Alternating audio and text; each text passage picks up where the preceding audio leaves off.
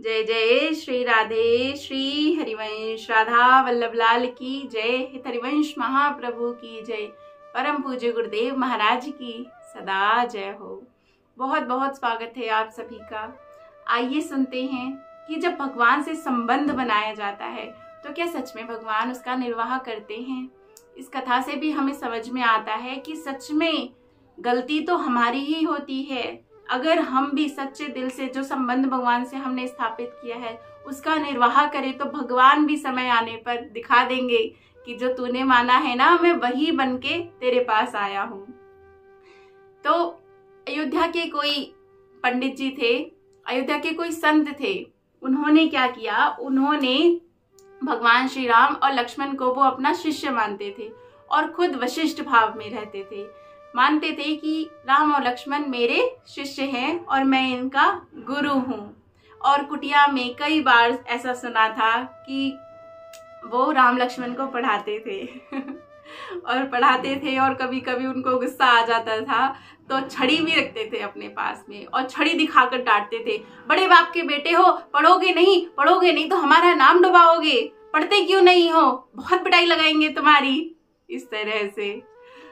और ये भी कहा जाता है कि जब वो डांटते थे, जब वो गुस्सा होकर डांटते थे तो जो चित्रपट था राम लक्ष्मण का वो ऐसे ऐसे हिलता था, थरथराता था।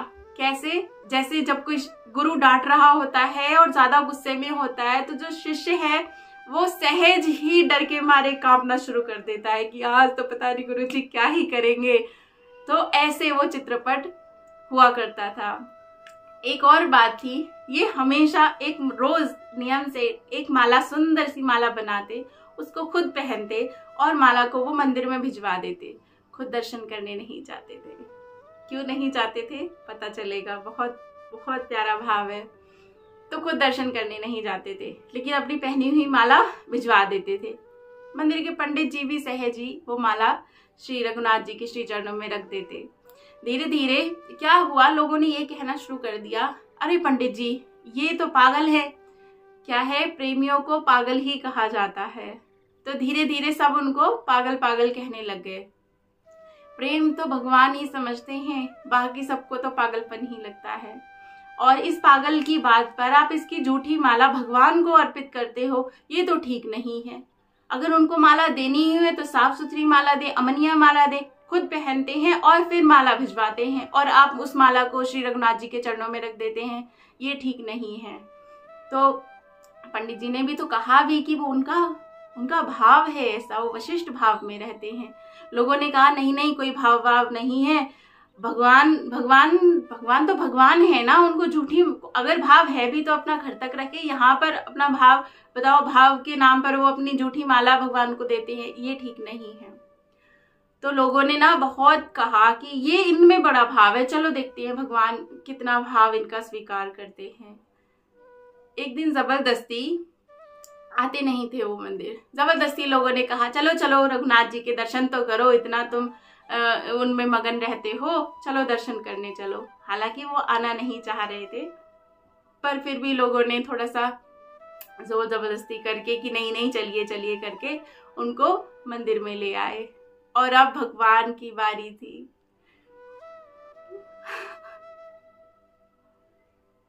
तो जब जैसे ही अंदर मंदिर में गए, सबने देखा वहां मंदिर में कोई एक दो जन नहीं थे, बहुत लोग थे।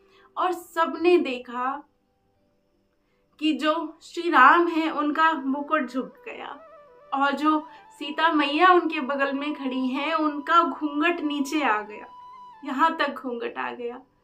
और सब देखकर आश्चर्यचकित हो गए कि अरे ये क्या हुआ, ऐसा तो घूंघट श्री जी को कभी नहीं करते हम, और लाल जी का मुकुट क्यों झुका हुआ है। और बाद में उन्होंने ऐसे आशीर्वाद दिया।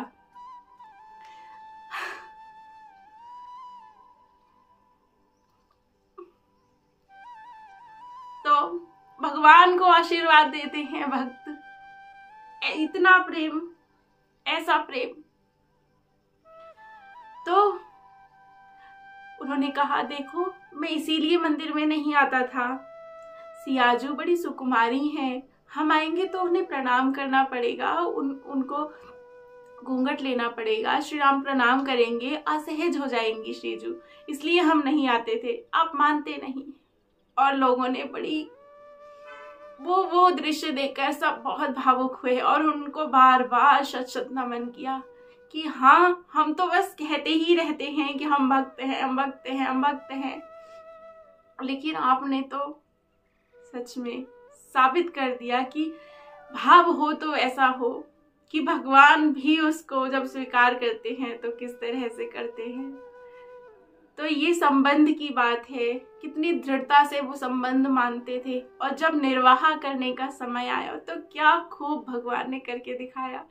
जैसे शिष्य अपने गुरु के आने पर अपना सर रख देता है उनके श्री चरणों में, ऐसे ही भगवान ने अपना मुकुट झुका लिया।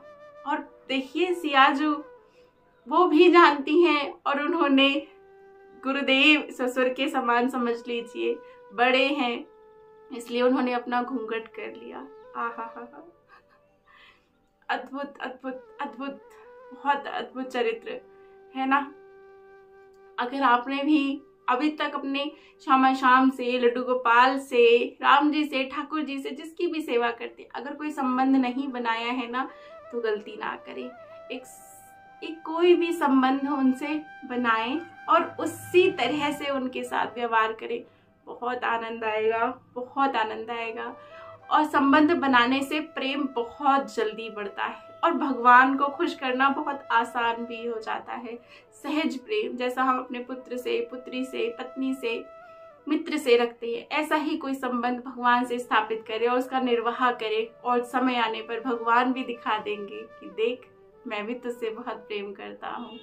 जय जय श्री राधे, जय जय श्री राधे, जय जय श्री राधे श्याम। आशा है कथा आपको अच्छी लगी होगी। अगर और भी ऐसी कथाएं सुनना चाहते हैं तो चैनल को सब्सक्राइब ज़रूर करें। जय जय श्री राधे, जय श्री राम, जय श्री सीताराम।